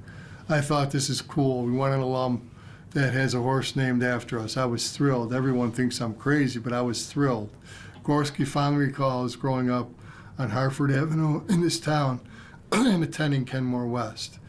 I think I had one of those Leave It to Beaver type raisings by my parents, he said, referring to the sitcom that painted an idyllic view of the 50s. Gorski graduated from Kenmore West in 1970 and from the University of Buffalo 4 years later. He said he ended up in Dallas attending Southern Methodist University Law School after he was waitlisted by UB's law school. The bulk of his law practice involves representing police officers and firefighters. He said he occasionally gets together with Kenmore West grads who live in the Dallas area, and he keeps in contact with classmates on social media when he returns for their reunions. He said he held Buffalo Bills season tickets that had been in his family for years. My dad got season tickets, I kept them, and I actually bought seat licenses for the new stadium. Kenmore West, the horse, pairs 2 of his great loves, his alma mater and horse racing. I always was a little horse player, even in high school, Gorski said, recalling his racetrack on both sides of the border here. We'd go to Woodbine in Toronto or Fort Erie. He said he got involved as an owner and later as a breeder starting in the 1990s. He owns 11 horses and he races. It's kind of my passion, and being around horses is a lot of fun. His brood of mares stay in Lexington, Kentucky, while his racehorses are kept in Louisiana, Kentucky, and Texas, depending on parts of the racing season they're in. He purchased Kenmore West, a yearling, at a horse sale in Dallas about 4 years ago. $15,000 price, Gorski said, is very modest for buying a horse. The horse sire was West Coast, and the first part of his name gave Gorski the idea to name his horse after the high school. Gorski said with a laugh that soon he had second thoughts, because if it turns out to be a dud, it wouldn't be any fun. The horse's first 2 races were at Churchill Downs in Louisville on a 3 as a 3-year-old in 2024, followed by 10 more in New Orleans, elsewhere in Louisiana. Kenmore West has 4 wins, 4 second-place finishes, and 1 third-place finish among a dozen races. You're listening to a reading of articles and features from the Buffalo News on today's Niagara Frontier Radio reading service. Time is 15 minutes after the hour. Continuing along now in local news, reading for fun and lamenting the loss of Little Blue. University of Buffalo has retired Little Blue, the free book cart that for 11 years sat at Cape and Hall inviting people to take a book and leave a book, browse for a minute, maybe donate something from home. As campus losses go, this is minor. UB still has a library system in more than 4 million volumes, physical and digital. Little Blue, it was a cart, a tiny rolling secondhand outpost of written word. And yet, I'm sorry to see it go because Little Blue stood for something a big research library, for all its grandeur, cannot provide by itself. Universities are built in part on a useful illusion that somewhere nearby is a person who actually has done all the reading. You know this person. They finished the philosophy for Monday, the 80-page of theory for Wednesday, the entire novel for the next week, and also the article somebody mentions in class that everybody else seems to know about. Meanwhile, you're nodding along in class as if all of this rings a bell. It's a rotten feeling being the person who has not done all the reading. It gets worse when you're convinced everyone else has. What is wrong with me, you wonder, as you reach for whatever method of avoidance is nearest at hand. After a while, and especially after I became the professor assigning the reading, I began to understand that I had been comparing myself to a ghost. There are more students like me than I knew. They were getting by the same way I was. A skim here, a summary here, a comment in class designed to stay informed, but not so informed that it might trigger a follow-up question. That is one reason I have limited patience to the sermon about how students do not read anymore. Screens have destroyed attention spans and serious reading is dying out. Maybe some of that is true. Americans are reading less for pleasure than they used to. Survey data from the National Endowment for the Arts show that 48.5% of adults said that they have read at least one book for pleasure during the previous year in 2022, down from 54.6% in 2012. Another NEA study found that in 2024, Americans 15 and older spent an average of 17 minutes a day reading for personal interest. For people ages 20 to 24, it was 8 minutes. I accept the data, but I also have been hearing versions of that same complaint for 30 years, which is long enough to make me suspicious that things haven't changed as much as we fear. When I was in college, professors assigned reading with a level of optimism that now strikes me as naive or insane. The implied plan for a great books survey course I took was that we would read a Dickens novel for 1 week, Dostoevsky the next, and then appear in class ready to discuss them as if we were a plausible way for a human being to live. Some students probably did it, but a lot of us were faking it, half faking it, or doing just enough reading to avoid public humiliation. And even if we had finished that reading in such a compressed time frame, who would remember a thing about it once the final exam ended? Even people who ended up building their lives and livelihoods around words do not necessarily begin as the right kind of reader. I was an English major. I have been an advanced degree in writing. I became a professional writer, a journalist, an essayist, and a professor. None of that means I came into adulthood with some elegant, fully formed relationship to books. I had to grow into reading. I had to stop experiencing it as an obligation and rediscover it as a gift that gives people lives more depth. Measured against UB's actual library holdings, it was comically small. UB says its library contains more than 4 million volumes, physical and digital. Pretend for a second that all the 4 million are printed books and that the average one is about an inch thick. You would have to stack about 63 miles high, ending at the edge of the atmosphere. Meanwhile, Little Blue could fit nicely in back of the Honda Odyssey. The image is silly, but it captures the scale of what a university library is supposed to represent. No one is ever going to read more than a fraction of that imaginary megalith. Not the most ambitious student on campus, not the genius professor, not even the writer who keeps buying books faster than he can read them in a lifetime. When it comes to reading, especially for most people, they feel behind. But the fantasy of the fully caught up person never dies. A giant research library can fill us with awe. We literally cannot conceive of the scale and variety and all the knowledge it contains. Little Blue offered a different, perhaps less intimidating approach. Here was a book sitting on a cart, and you can make it only if you want to. No grade attached, no professor waiting to expose your lack of preparedness. This is how reading often enters a person's life and stays there. You pick something up because it's accessible, and sometimes you find yourself enjoying it. Little Blue made reading seem less of an event and more like something an ordinary person might do. Vatican Reprieve offers new life to Parish and Arcade. Parishioners in Wyoming County are the latest group of Catholics to get a reprieve for their church, which was slated to be closed in 2025. Vatican body has overturned Bishop Michael Fisher's decree shutting down St. Mary's Church in East Arcade, ruling that the bishop did not demonstrate grave cause in his reasoning for closing the church. It's the fifth time in the dicastery for clergy, the Vatican office that examines parishioners' requests for a bishop order to be reconsidered has decided in favor of a parishioner group in the Buffalo Diocese since Fisher announced in 2024 massive restructuring of parishes. Same office has examined and upheld 11 parish merger decrees issued by Fisher.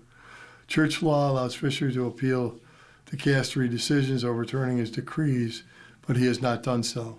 St. Mary's congregants chaired the Vatican's decision, which arrived in late January, were so ecstatic, said Anthony Salina, parishioner who served as a procurator for the appeal effort.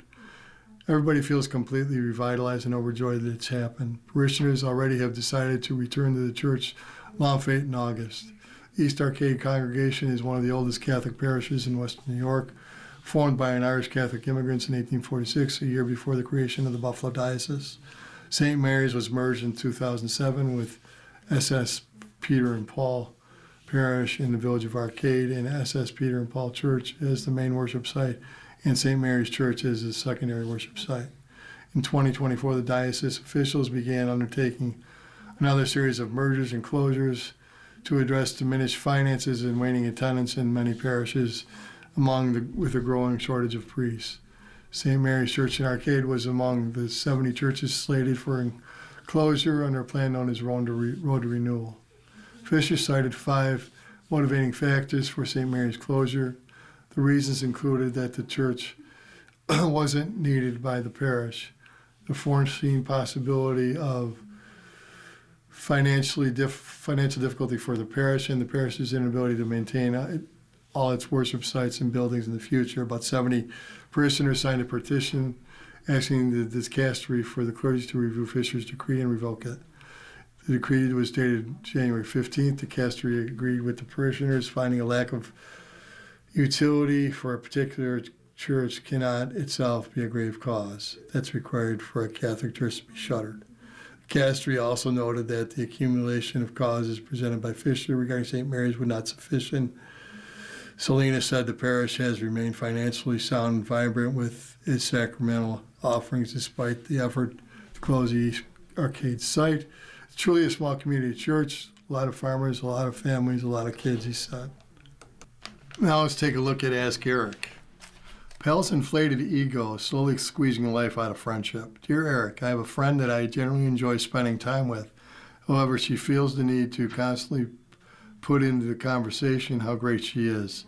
I call it tooting your own horn. She can be very dramatic in general. I usually just don't engage with those comments because giving it air would be validating her grandiose ideas of her own self-worth. The thing is, she's not a bad person and will definitely be there if you need her. But this constant self-promoting is very off-putting. Calling her out directly would make her angry and defensive because she is, after all, the best. Do you have any suggestions on how to deal with this type of behavior? Avoid her isn't an option. Tired of it. Dear Tired, you wrote that you generally ignore her grandiose statements and that might continue to be the best course of action if you enjoy your friends' other aspects and you don't want to talk to her about it. You might also reframe these statements in your mind. It's quite possible she feels the need to toot her own horn because of some deeper insecurity. Maybe she feels she needs to call herself great because she secretly believes she isn't. Or maybe she just conceited or has a high self-confidence. Whatever the reason, one tactic is to remind yourself this is something she needs to do. It doesn't have to be bearing on me.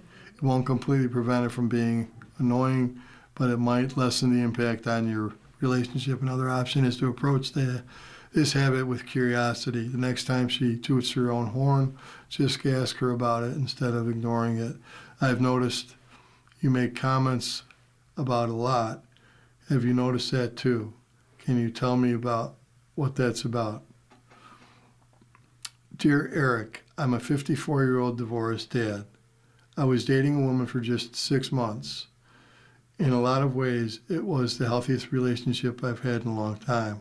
We had strong alignment on the big things: values, lifestyle, interests, chemistry, kindness. We supported each other through real life stuff, and I generally felt we're building something solid. Then it ended very suddenly. On a Tuesday morning, she texted me she was having doubts, and things had been building up. We talked the next morning, and she said the little things became bigger than the big things. She listed several specific issues: my house, decor, cleanliness, my sense of humor. I'm playful. She's more serious. She worries about travel because I have teenage boys, and concerns about finances/retirement stability. When I'm struggling with isn't that she has concerns, it is that I didn't know they had grown into deal breakers or there was no work on it together phase. I felt like she quietly decided, then delivered the verdict. When we met on one last time, she was worried I'd try to convince her. I told her I wasn't. I just wanted to be heard and to understand. I still felt final and shut down. Here's where I'm stuck. I still care about her. I also hurt, and she cut it off, given how good it felt overall. Is there any healthy reason to reach out again, or the kindest thing to both of us is to let it be? How do you get closure when someone ends a relationship quickly and you never really get to talk through it? Sleepless in Louisville. This is a really tough way to be broken up with. It often feels quite unfair. However, the issue that makes this breakup sudden and painful is the same issue that can lead to unhappiness in ongoing relationships: an inability on the part of one or the other people to communicate with openness and vulnerability. So without a track record or playbook for clear communication, I worry that any further contact is going to just hurt you more rather than give you the closure you seek. Closure is itself a form of communication. I think you're better off served by having a conversation with yourself, acknowledge what you wanted to happen and what hurts in this relationship's end. Actively accept that it has ended despite your wants and best efforts. Acceptance also involves releasing her mentally. Sure, you'll think about her, but when you remind yourself that this is someone that you send off into the rest of her journey, not a what if or could have been. Lastly, you may have to redefine what closure means to you in this context. You will probably not get the conversation that you want, but you'll have the ability to take care of yourself, to honor your feelings, and to take the time that it takes. You're listening to a reading of articles and features from today's Buffalo News on March 8th. The time is 30 minutes after the hour. Now let's take a look at sports and free agency. Free agency preview. Wide receivers could keep teams busy. The wide receiver landscape has changed a bit leading up to free agency. For Buffalo News, Buffalo Bills, the position is always in the conversation. While the team already has made headway in this offseason by trading with the Chicago Bears for DJ Moore, unsettled fans still want and clamor for more. After all, the Bills have Josh Allen. Of course, that's where reality sets in. Premier wide receivers don't just hit free agency without a hefty price tag. Around the league, there are some intriguing options for teams looking to build their receiver room, and it could be an active free agency for the position. Colts receiver Alec Pierce is likely to lead the way after Indianapolis did not use the franchise tag on him. Veterans like Mike Evans, DeAndre Hopkins, Keenan Allen represent more experienced options where teams know what to expect, even if there's a slight dip in production with age. Former Bills wide receiver Stephon Diggs is a free agent again after he's released by the Patriots earlier this week. Diggs will be looking for his fourth team in 5 years after finishing runner-up in the Super Bowl. Well, reunion with Buffalo doesn't seem likely. Diggs showed his past season he can still make an impact on the field. In-house, Brandon Cooks is the leading name in the in-house options to bring back. While the veteran receiver joined midway through last season, he quickly built a relationship with Allen and a reputation as a leader. But Cooks is ready to avenge how the season ended. Gabe Davis's ill-timed knee injury means he likely won't land with the team until mid-season. How will he look coming off a second major injury? Christian Wilkerson is remaining free agent for the Bills, and he could return to the practice squad. Top of the heap, Pierce, Evans, Juwan Jennings. Pierce's deep threat will be coveted around the league. His 21.3 yard average per reception led the NFL last season. Evans was the first season of his career where he did not reach 1,000 yards due to injury. He's eager for a comeback, and while Tampa Bay could get nostalgic, there has yet to be a move. Jennings' physicality helps him in the red zone as a pass catcher and as a blocker and all over the field. 7 of his 9 touchdowns were last season came inside the 20-yard line. Names to know: Dobbs, Rashid Shaheed, Christian Kirk. Dobbs is a reliable route runner who saw an expanded role in Green Bay last year. Dobbs turns 26 in April and has been linked to the Bills in various reports prior to the Moore trade. Shaheed is coming off a Super Bowl after joining the Seahawks through a trade at the deadline. He had punt and kick return touchdowns for the Seahawks after arriving, on top of being an explosive kick returner. Kirk, who once set free agent market for wide receivers, gets the nod for a close relationship with Allen. He's coming off an injury-marred few years, but he can still get separation. Under the radar, Hollywood Brown, he'll be removed from his known 1,000-yard receiving season, his last year in Baltimore in 2021. Injuries have been an issue for Brown. He's not intended to be a top receiver, but he stretches the field in a way worth considering for a team that already has number 1 and number 2 receivers. Looking at the Sabres now and their trade deadline moves, general manager makes 3 solid trades to help strengthen Sabres' depth. Jarmo Kekalainen entered his first trade deadline week as general manager of the Buffalo Sabres with a strategy: reward the team for success so far, but add components that will help the team reach the playoffs for the first time in 14 years.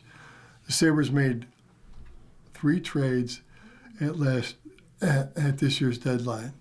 Acquired defenseman Logan Stanley, Luke Shen from the Winnipeg Jets for defenseman Jacob Bryson and left wing Isaac Rosen.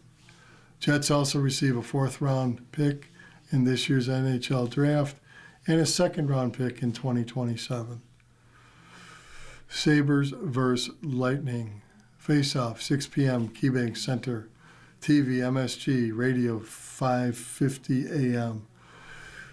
Acquired, continuing along on a trade deadline, Sam Carrick from the New York Rangers for a 3rd-round draft pick and a 6th-round pick in this year's draft. Acquired left wing Tanner Pearson from Winnipeg for a 7th-round pick in this year's draft.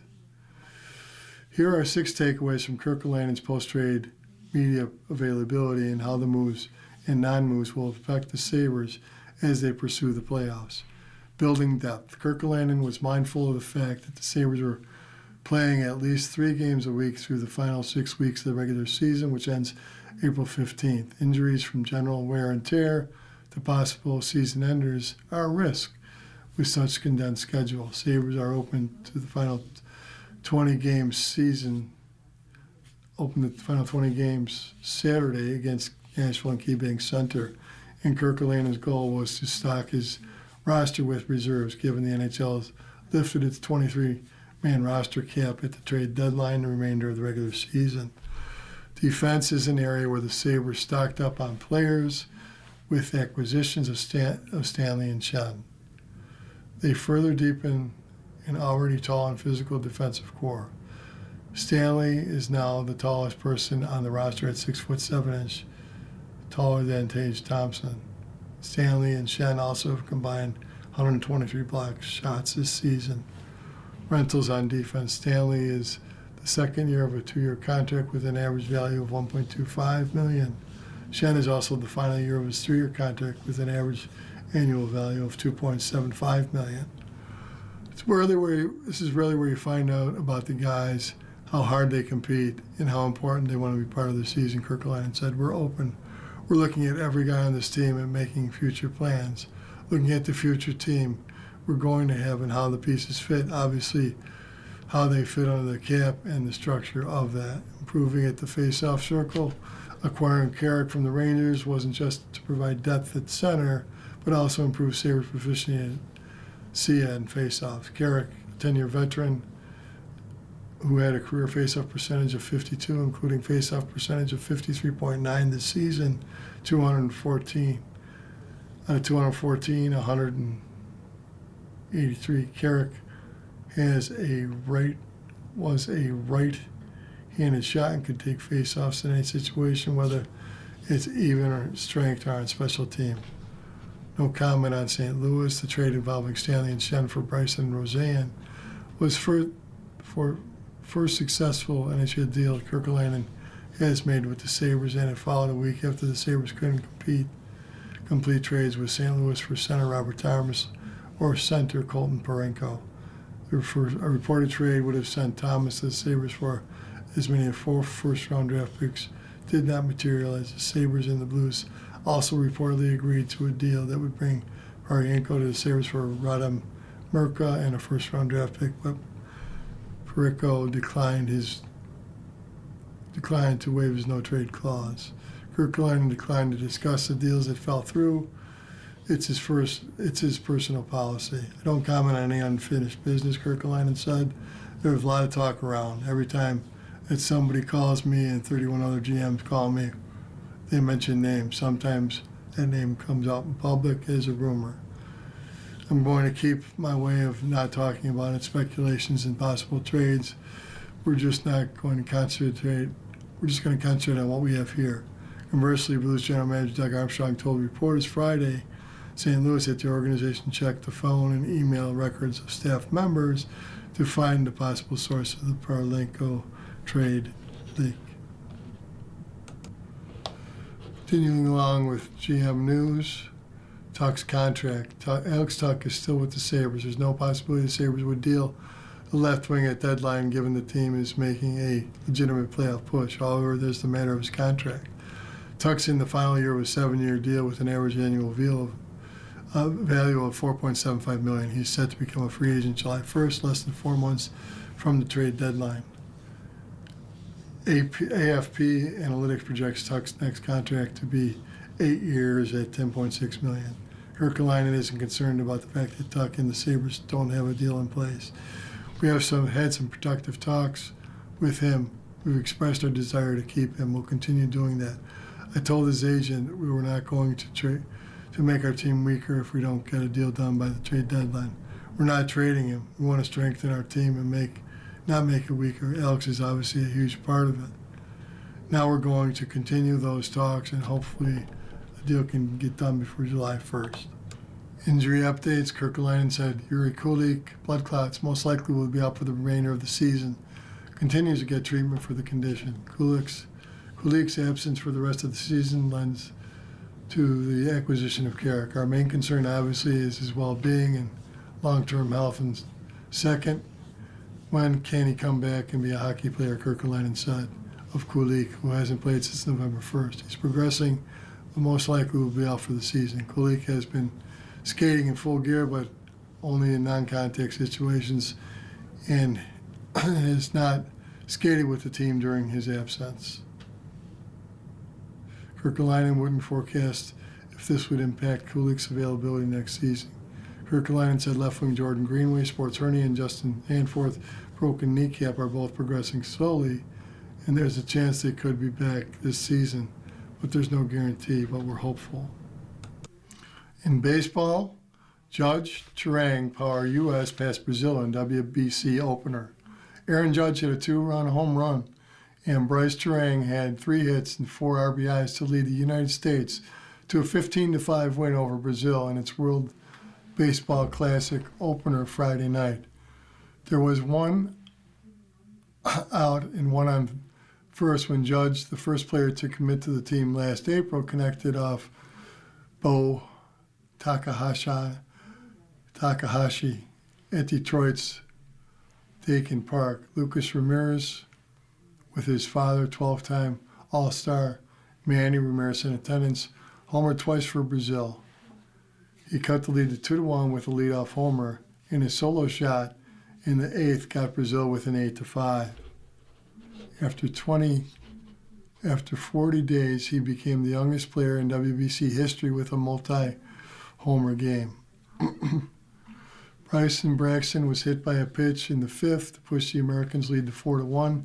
Turang cleared the bases with his double to left field 2 pitches later to make it 7-1. Brazil is in the WBC for just the second time in the first since 2013.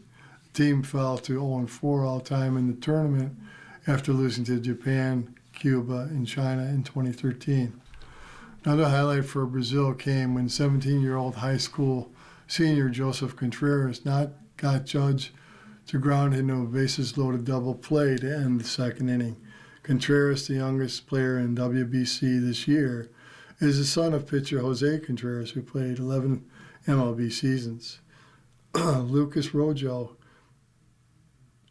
hit an RBI single for Brazil in the 7th before a 2-run shot by Victor Miskai off Michael Wacha cut the lead to 7-4. Bryce Harper's RBI single got things going in the 9th as the U.S. tacked on 7 more runs. The Americans walked 19 times and forced Brazil to throw 221 pitches. In another game Friday, Seth Lugo made a successful return to the WBC. Lugo helped Puerto Rico get a 5-0 win over Colombia in their Group A opener. The right-hander pitcher, 4+ innings of 3 hit baseball at Hiram Bithorn Stadium. Edwin Diaz worked the 6th for Puerto Rico. Tito Palau led off with a pinch hit single, advanced on a pass ball before Diaz struck out the side. 36-year-old Lugo also played for Puerto Rico in the 2017 WBC. He went 2-1 with a 4.20 ERA in 3 starts, striking out 12 and 15 innings. Now let's look at the Jay Skursky mailbag for the Buffalo Bills. Welcome back to the Bills mailbag. Let's get right to your questions. Kurt asked, now that Stephon Diggs has been released from New England and Sean McDermott is no longer the coach, do you think there's any interest in bringing him back? Jay, no. Diggs is facing a felony strangulation charge. It's sort of amazing that he's been conveniently forgotten about. He's about to be on a 4th different team in 4 seasons. At some point, it becomes clear the player is the problem when that happens. At this point in his career, Diggs is probably at best used in the slot, and the Bills have Khalil Shakir here. I have no interest in a reunion with Diggs. Sam Ruggiero asks, with the recent trade for the Bears receiver DJ Moore and a 5th-round draft pick while giving up a 2nd-round pick in 2026, do we go with a linebacker with our first pick? What position now would you say we use it on, and who do you use on that? Who do you like at that position? Jay, the question is one we premature, because the answer could very well change after the start of free agency. As it is, I'd say the Bills' biggest remaining needs is the front seven of their defense. This makes linebacker a consideration, although I'd argue that an edge rusher is more of a higher priority, especially with the first-round draft pick. There's especially true now, without a second-round pick. If there's an edge rusher that is not that the new defensive coordinator Jim Leonhard thinks can impact the game on the board when the Bills' first-round pick comes up, that would be where I would bet my money on where the pick is being used at the moment. Jim Miller asks, explain the novice how the 3-4 defense helps our pitiful run defense. In the 3-4, does the nose tackle ever line up right on the center and then change just before the snap? So it makes it harder for the center to communicate with the line and what to do. Jay, yes, the 3-4 scheme alone doesn't necessarily mean the Bills will be better at defense against the run. One of my favorite phrases applies here. It's not about the X's and O's, it's about Jimmy's and Joe's. The meaning is the name of the game is more than just who has the best scheme. It's about execution of scheme by the players. Now, is it possible that Leonhard puts players in different positions than with his defense that represents the Bills being better at stopping the run? Yes. There's hope because it will be impossible to turn over the entire defensive roster in one off season. One thing we've heard consistently from Leonhard and new head coach Joe Brady is how the Bills' defense will be versatile and be versatile, which gets to your second question about the nose tackle lining up in different spots. I expect that will happen at some point. It's safe to assume that Brady's staff is complete, barring an unforeseen turn of events. The strength and conditioning staff reports to Brandon Beane, and no longer are planned there. No changes are planned there. Continuing along with Jay's mailbag, let's look at Drew asks, who among Bradley Chubb, Jalen Phillips, Boy Maffey, Leo Chanel, Karirdas Tonga, or Nakobe Dean is the best free agent fit for the Bills defense? Jay, I've got the Bills signing both Chanel, a linebacker with the Chiefs, who played with Leonhard College at Wisconsin, and Tonga, Patriots nose tackle, in my GM for a Day series. So my answer has to be those two. I ran a poll on X asking fans if they could only sign one, Bucs receiver Mike Evans or Phillips, Phillies edge rusher. Who would it be with more than skills and intelligence? What a bonus would that be for the defense? Okay, so Phillips was the leading vote getter of that question on who to trade for Evans or Phillips. By a 2-1 margin, the Bills' acquisition of DJ Moore at the receiver likely plays into that. I put the poll up because I really like Evans and Phillips as it is for the Bills. I know Phillips has dealt with some big injuries in his career, but he was great for the Eagles last year and was after being traded by Miami. The concern here is the Bills simply won't be able to meet his asking price on the open market as one of the best edge rushers available. You're listening to a reading of articles and features from the Buffalo News on the Niagara Frontier Radio reading service. The time is 48 minutes after the hour. Taking a gander, what do Bills' last 5 off seasons tell us about what's next for Brandon Beane? Drafting the future face of the franchise, then signing him to a long-term extension, positioned the Buffalo Bills to compete for a Super Bowl as long as Josh Allen's quarterback. Each off-season, Bills general manager and president of football operations, Brandon Beane, has taken different paths to try to build a championship caliber roster around the superstar. The challenge increased with difficulty with Allen's first contract extension, 6 years, $258 million, signed on August 6, 2021, and began to count against the Bills' cap. His big payday, along with the extensions Beane gave other foundational players, forced the team to start working around margins in free agency. and try to find surplus value. Some of those gambles worked out. Connor McGovern, David Edwards, for example, were low-cost signings who turned into multi-year starters. Two others, defensive tackles Sim Settle and Puna Ford, did not excel in Buffalo, but they turned into big-time contributors elsewhere. Since the 2021 offseason, during which Allen signed his first big deal, the Bills have only spent big on one free agent, Von Miller. The trend should continue Monday when Bean can officially begin to negotiate with agents of other teams' free agents rather than paying top-of-the-market pricing.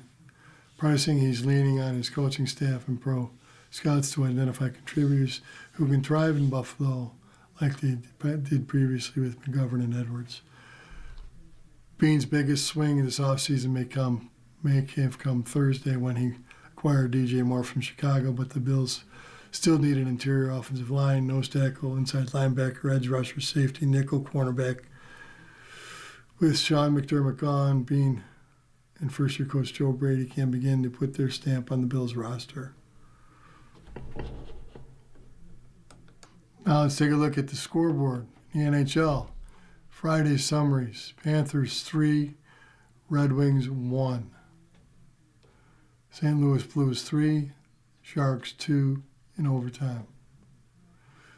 Minnesota Wild 4, Vegas Golden Knights 2. Sunday's games. Minnesota at Colorado at 2 p.m. Boston at Pittsburgh at 4:30 p.m. Chicago Blackhawks at the Dallas Stars at 6 p.m. Tampa Lightning at the Buffalo Sabres at 6 p.m. Detroit Red Wings at the New Jersey Devils at 7 p.m. St. Louis at Anaheim at 9 p.m. and Edmonton at Vegas at 9:30 p.m. In the NBA on Friday, Boston Celtics 120, Dallas Mavericks 100.